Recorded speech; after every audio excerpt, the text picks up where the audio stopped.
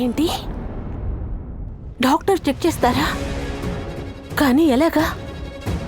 మనం ఏదో ఒకటి చేద్దాం. దాని నుంచి అనురాధ సార్ 10 నుంచి 15 నిమిషాలు మైకంలో ఉంటారు.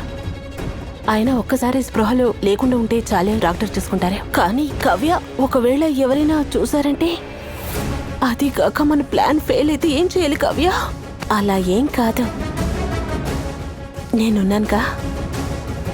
నేను మీకు మాటిస్తున్నాను, అలా ఏదైనా ప్రాబ్లం అయితే ఖచ్చితంగా మిమ్మల్ని ఇరికించనా?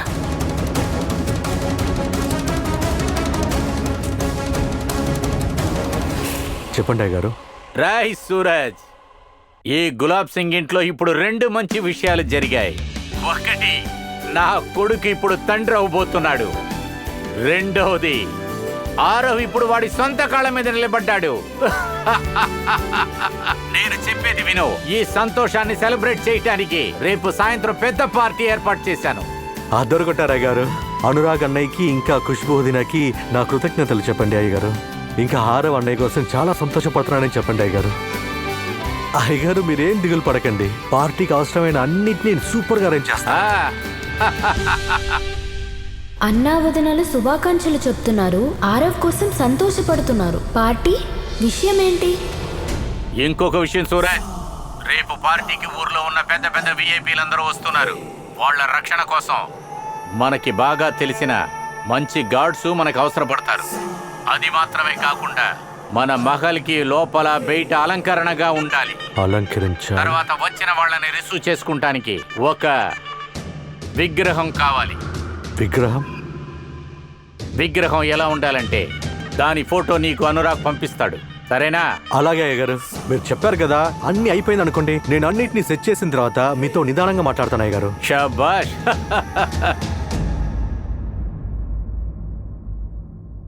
సూరజ్, ఇంట్లో ఏ పార్టీ గురించి మాట్లాడుతున్నారు? ఖుష్బూ వదిన, అనురాగ్ అన్నయ్య ఇంకా ఆరవ్ కి ఎందుకు శుభాకాంక్షలు చెప్పావు? నాకు చెప్పవా ప్లీజ్? ఎందుకు? ఇప్పుడు మీరు ఇంటి కోడలు కదా, ఎలాగో అంతపురానికి వెళ్ళను అన్నారు. అందుకని అక్కడ ఎవరు ఏం చేసినా ఏం జరిగినా మీకెందుకు దిగులు? సూరజ్ సూరజ్ సూరజ్ సూరజ్ ఆగు సూరజ్, ప్లీజ్. ఎందుకు శుభాకాంక్షలు చెప్పావు నాకు తెలుసుకోవాలి, ప్లీజ్ ప్లీజ్. ఒకవేళ మీకు తెలుసుకోవాలని ఆశగా ఉంటే మీరు తిరిగి మీ అంతపురానికే వెళ్ళిపోండి. దయచేసి మీరు నన్ను నమ్ముకొని ఉండొద్దు, ఎందుకంటే నేను మీకు ఏ ఒక్క విషయం చెప్పేది లేదు. అర్థమైందా? దొరికింది. సూరజ్ సూరజ్, నా భర్త బ్రహ్మచారి ఉన్నాడు కదా, పెద్ద మొండోడు. వీడు చెప్పకపోయినా పర్వాలేదు.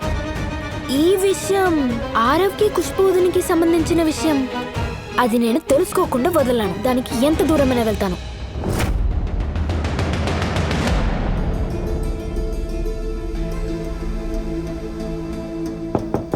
మామయ్య గారు, రామ్మా. మీరే కదా టీ తీసుకురమ్మన్నారు నన్ను.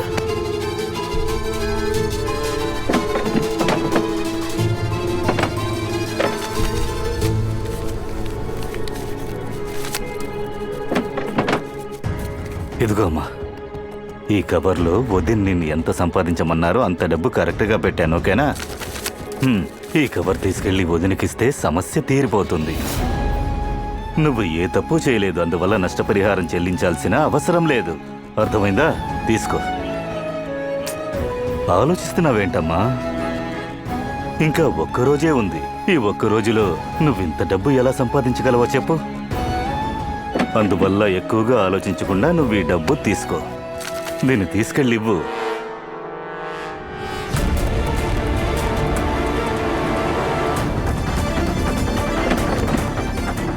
అంతా నీలే కదా.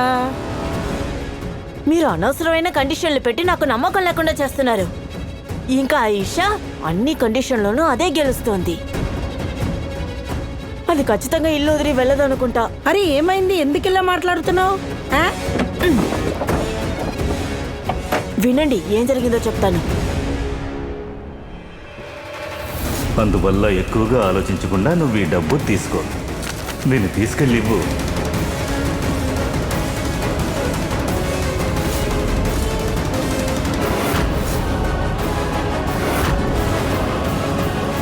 అత్తయ్య,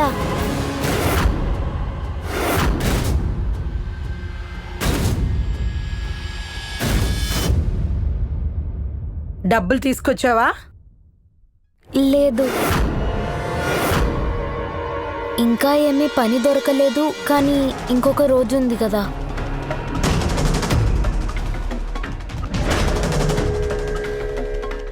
అయితే మరి నా దగ్గరికి ఎందుకు వచ్చావు? అది మీకు టీ తెచ్చివనా అని అడగడానికి వచ్చాను. నాకివ్వు.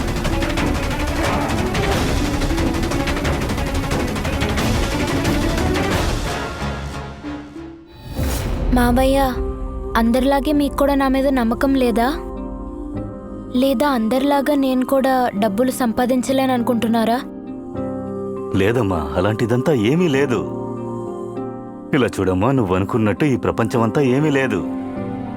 నిజం చెప్పనా, 2 రోజుల్లో ఇంత డబ్బు సంపాదించి ఇస్తానని చెప్పడం నువ్వు చేసిన చాలా పెద్ద తప్పు. ఒప్పుకుంటాను, నువ్వు చదువుకున్న దానివే, కాదనట్లేదు. కానీ మిగిలిన 1 రోజులో ఇంత డబ్బు సంపాదించడం అనేది నిజంగా అసాధ్యం. నేను చెప్పింది అర్థమైందిగా? మామయ్య, నాకిది తెలుసు కష్టమే అని. కానీ నేను పోరాడతాను, ఓటమిని ఒప్పుకోను.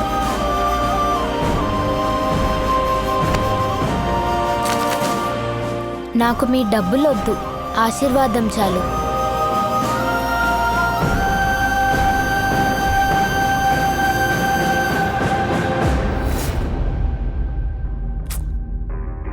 నాకు టీ వద్దు.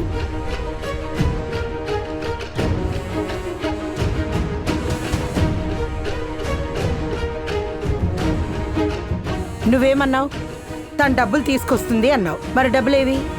మీ మీద ప్రమాణం చేసి చెప్తున్నానంటే తను డబ్బు తీసుకోవడం నేను చూశాను.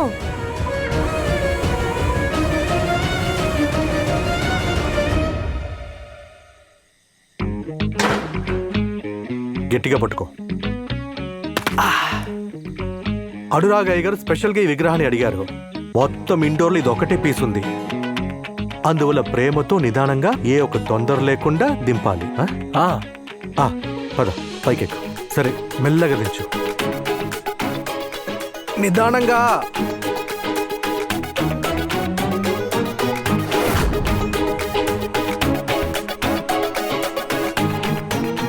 మెల్లగా దించు.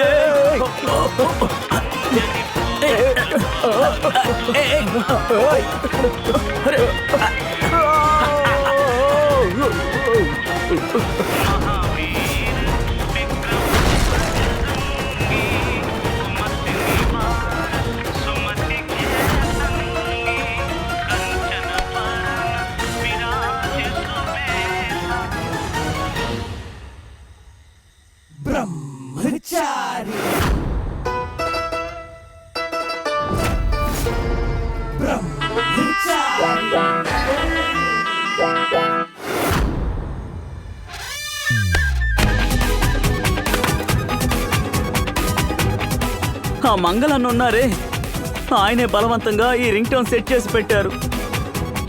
రే యదవా, నీ మంగళ సమస్యలో ఇప్పుడు సూరజన్న సమస్యలో చిక్కుకున్నారు. ఇండోర్ మొత్తం ఉన్న లాస్ట్ పీస్ ఒకటే. నేను ఇప్పుడు ఎక్కడికి రా వెళ్ళి తీసుకొచ్చేది?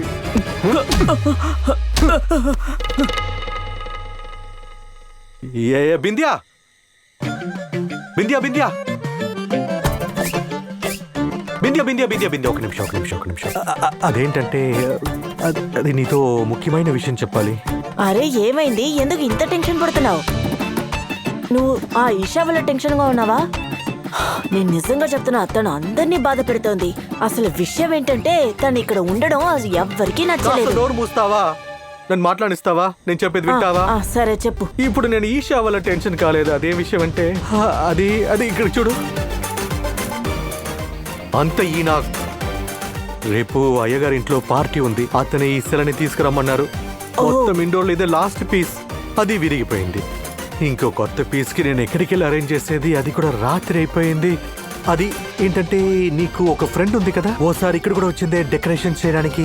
తనతో మాట్లాడి ఏమైనా ఏర్పాటు చేయొచ్చు కదా. నాకు నమ్మకం ఉంది తను ఖచ్చితంగా ఏదో ఒకటి చేస్తుందని. పక్కా నమ్మకం. చాలా బాగా చెప్పావు. ఖచ్చితంగా help నేను చేస్తా. ఫోన్ చేసినప్పుడల్లా నువ్వు ఎప్పుడు నా కాల్ అటెండ్ చేయవు, కానీ ఏదైనా పని అంటే మాత్రం నేను గుర్తొస్తాను.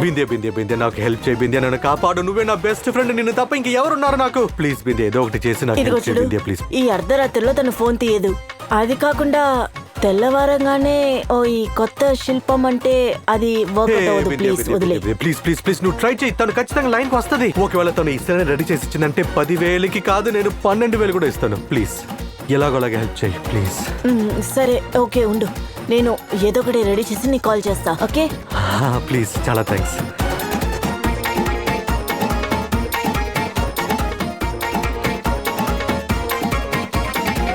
బింద్యా మాట ఇచ్చిందంటే ఖచ్చితంగా ఏదో ఒకటి చేస్తుంది, ఆ నమ్మకం నాకుంది. ఒకవేళ తను హ్యాండ్ ఇస్తే నేనేం చెయ్యాలి?